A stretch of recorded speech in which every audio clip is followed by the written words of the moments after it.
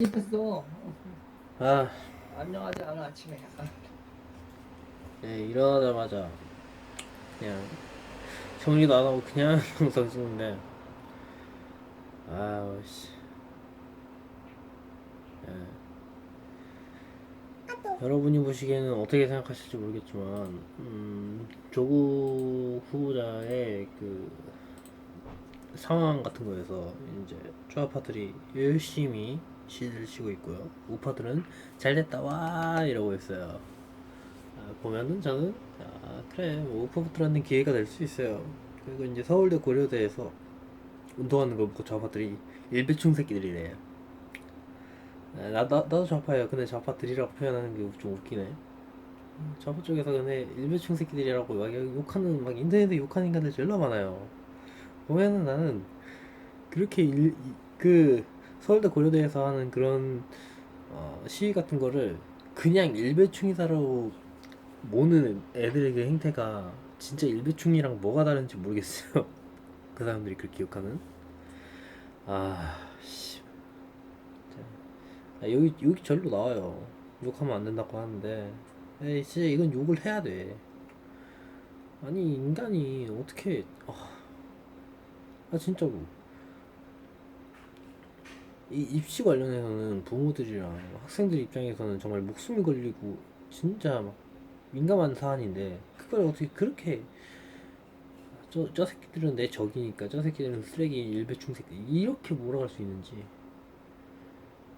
근데 반대로 저는 이것도 말하고 싶은 게 뭐냐면요. 우파엔 조국처럼 하는 사람이 적을까요? 네, 내가 댓글도 그런 거 써요. 제가 뭐냐면은 아이씨, 우파 유튜버분들, 우파 지지자분들 진짜 자한당 어떻게 좀 해봐요. 나도 지금 더불어민주당 족 같으니까 자한당도 찍을 수 있을 만한 다 정당으로 만들어 봐요. 뭐 제발. 네, 이런 말을 해요 제가.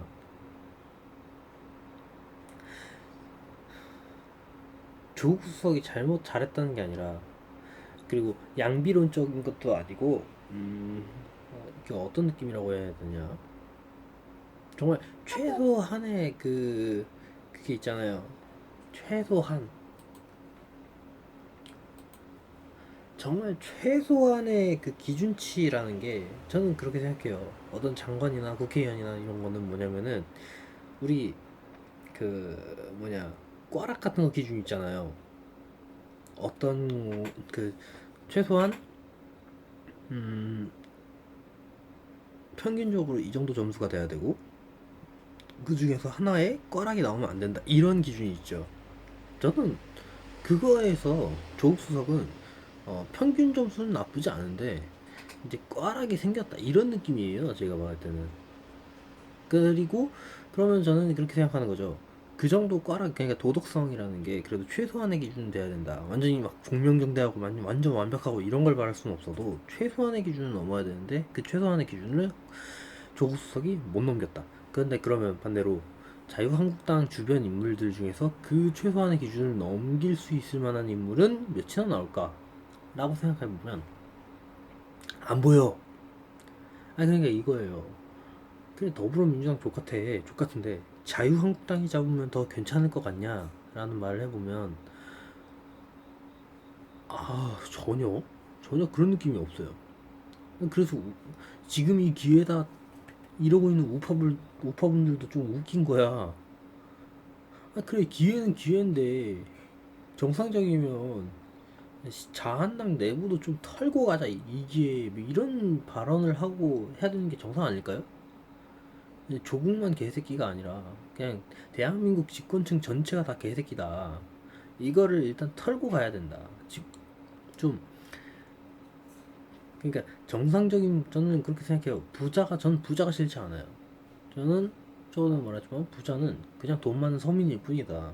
서민들이 가지고 있는 그 야망, 그 안 좋은 마음들, 그 막 질투, 시기 이런 거, 저는 부자들 가진 거는 딱 그 정도 레벨에서 거의 뭐 그렇게 큰 차이 나지 않을 거다라고 생각하는 사람이에요. 왜냐면 결국은 욕망의 화신이고 돈의 노예인 건 부자나 가난한 사람이나 똑같잖아. 그런 입장에서 막 부를 추구하는 걸 나쁘다고 생각하지 않아요. 근데 그 부를 고착화하고 계급을 고착화시키려는 행위들이 보이는 것들, 이제 부동산 관련된 것들, 그런 비리들, 사학 비리들, 불법은 아니지만 편법을 통해서 이제 그 자기 딸을 그렇게 올려놓고 하는 것들, 이런 것들이, 그런 것들을 타파해야 된다고 생각은 하지만 부자 자체를 미워하거나 싫어하진 않는다고요. 그런데 이게 문제가 여기서 시작되는 거예요. 안 그런 부자들은 대한민국에서 극소수죠.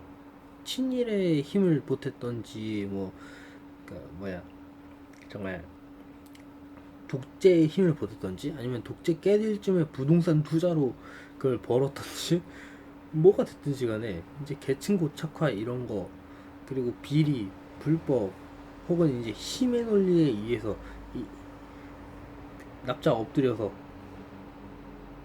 정당한 막 그런 걸로 돈 번 사람들 정말 손에 꼽을 정도라고. 괜히 유한양행의 유일한 그 기업주 유일한 씨가 존경을 받는 게 아니에요. 사실 그 유일한 씨 같은 사람들이 평범하게 널려 있는 나라면은 정말 그게 이상적인 거죠. 그리고 정말 그게 자유시장 경제 체제인 거죠. 근데 안 그렇잖아요. 대한민국의 경제 시스템 발전사는 어디까지나 좌파적인 발상으로 국가가 주도해서 나서는데, 그걸 국가가 주도해서 분배를 한 게 아니라 몰빵을 해서 대기업을 키워놓은 거잖아요. 그래서 이준석 같은 사람조차도